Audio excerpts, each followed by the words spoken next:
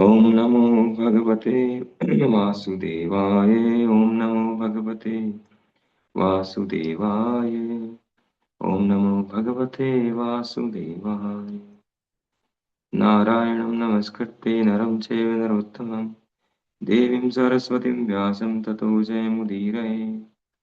नष्टप्रायेषु भद्रेषु नित्यं भागवत सेवया भगवती उत्तमश्लोके भक्तिर्भवति नैष्ठिकी।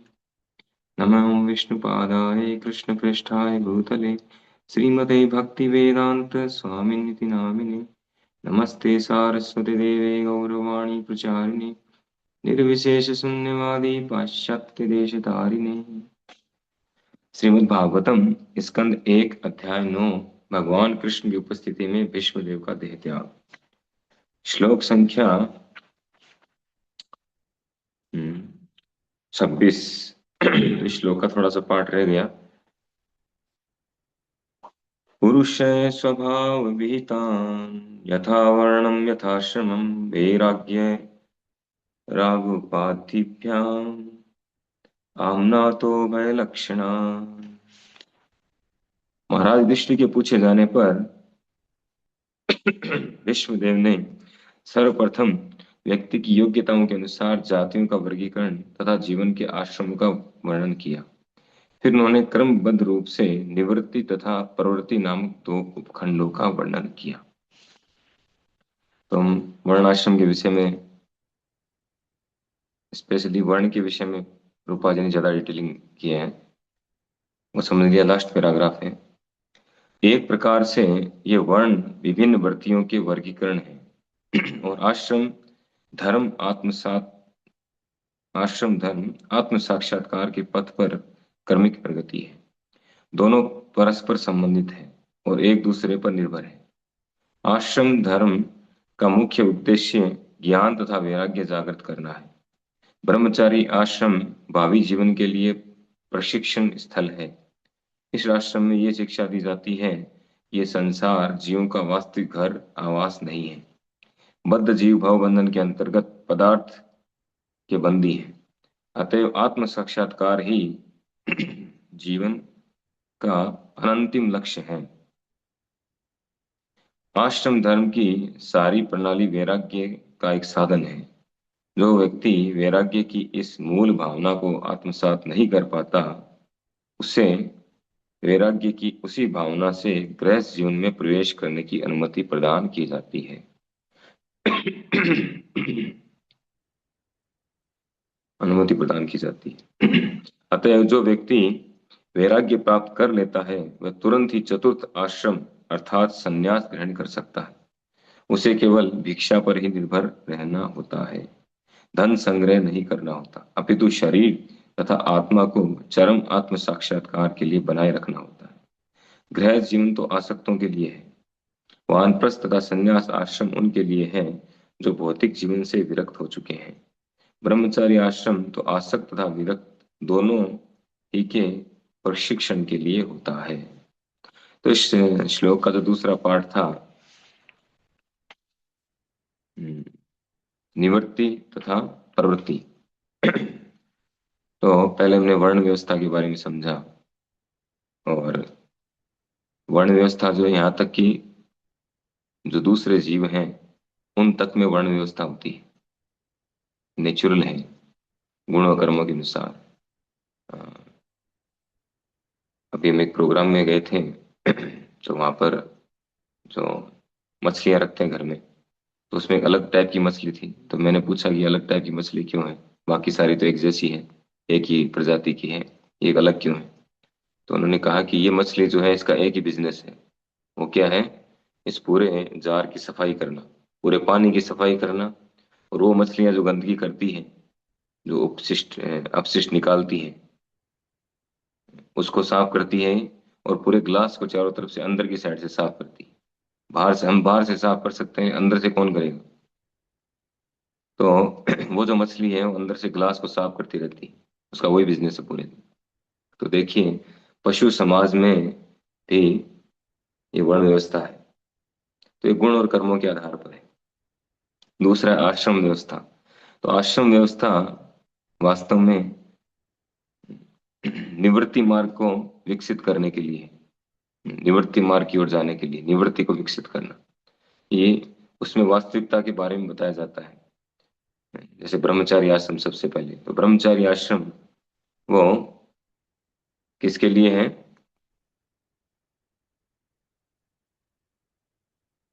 आसक्त तथा विरक्त दोनों ही के प्रशिक्षण के लिए है। चाहे कुछ भौतिक जगत में आसक्त हो, चाहे विरक्त हो, दोनों के लिए है। और विरक्ति सिखाने के लिए उसमें पूरा ज्ञान प्रदान किया जाता है कि भौतिक जगत जो है ये क्या है? टेम्पररी है, ये दुखमय है, दुखालयम अशाश्वतम, तो यहाँ से निकलना ही बुद्धिमानी है। तो जो उस आश्रम में रह करके इसको समझ लेता है, इस चीज को, उसका कॉन्सेप्ट पूरा क्लियर हो जाता है, वो व्यक्ति डायरेक्ट संन्यास ले सकता है। पूरे लाइफ ब्रह्मचारी रह करके जो भी है आगे चल के, अभी तो नहीं है ऐसा, पहले के युगों में जैसे हम देखते हैं कि अ, जो शंकराचार्य थे, आदि शंकराचार्य, 12 वर्ष की उम्र में उन्होंने संन्यास ले लिया था। ऐसे बहुत सारे उदाहरण मिलेंगे शास्त्रों में। और ज्यादा पुरानी बातें नहीं है, ये 500, 1000, 1500 साल पुरानी बातें, कलयुग की ही बातें, तो कलयुग की घटनाएं हैं। तो जिस व्यक्ति ने पूरी तरह से वैराग्य विकसित कर लिया है ब्रह्मचारी आश्रम में, वो डायरेक्ट संन्यास ले सकता है। इवन हम देखते हैं कि प्रभुपाद जी ने जब प्रचार किया विदेश में, तो उन्होंने बहुत कम उम्र के जो थे, युवा थे, उनको संन्यास दिया। तो उन्होंने ऐसे ऐसा वैराग्य विकसित कर लिया था, वो समझ चुके थे कि भौतिक जगत जो है अशाश्वतम है। लेकिन जो ब्रह्मचारी आश्रम में रह करके इसको नहीं समझ पाते हैं पूरी तरह से, पूरा कॉन्सेप्ट क्लियर नहीं हुआ है, थोड़ा अटैचमेंट रह गया है, थोड़ा हुआ है, थोड़ा नहीं हुआ, तो उसको फिर गृहस्थ आश्रम में प्रवेश किया जाता है, कराया जाता है कि तुम गृहस्थ गृहस्थ आश्रम में रहो। और उद्देश्य क्या है? भोग मेंटेलिटी को बढ़ाना नहीं है, भोग को बढ़ाना उद्देश्य नहीं है, उद्देश्य है वैराग्य को बढ़ाना। क्योंकि भोग प्रवृत्ति है, उसको अगर गृहस्थ आश्रम में प्रवेश नहीं कराया जाएगा तो वो फिर अपनी भोग की जो इच्छाएं हैं उसको गलत तरीके से पूरा करेगा, शास्त्रों के विरुद्ध जाकर के पूरा करेगा, भोग करने के लिए उल्टे सीधे काम करेगा। तो इसलिए उसका विवाह करके एक पत्नी का व्रत दिलाया जाता है, और वो अपनी भोग इच्छा को पूरा करता है, लेकिन शास्त्रों के अनुसार। ये सिस्टम है। धीरे धीरे जो है वो निवृत्ति मार्ग की ओर बढ़ता है। जैसे पृथु महाराज का स्टेटमेंट है, पृथु महाराज का ये है। वो कहते हैं कि अपनी पत्नी से कि तुम जो है वो इस अ, भौतिक जगत रूपी, तुम्हारे साथ रहना जो है, बाहर का जो आक्रमण है, अटैक है, उससे बचाना है एक तरह से अपने आप को। जैसे व्यक्ति जो दुर्ग में रहता है तो सेफ रहता है, हम्म, उसी प्रकार से इन व्यक्ति का जो मन है वो एक जगह केंद्रित रहता है, भटकता नहीं है इधर उधर, वो गलत कार्य में इन्वॉल्व नहीं होता है, गलत तरीके से अपनी इच्छाएं पूरी नहीं करता है, और धीरे धीरे वैराग्य को प्राप्त करता है। दूसरा, फिर जब गृहस्थ जीवन में रह करके पूरी तरह से वैराग्य विकसित कर लेता है, फिर जो है उसकी और अच्छी प्रैक्टिस के लिए, वैराग्य की और अच्छी प्रैक्टिस के लिए वानप्रस्थ आश्रम है। तो वानप्रस्थ आश्रम में क्या करते हैं?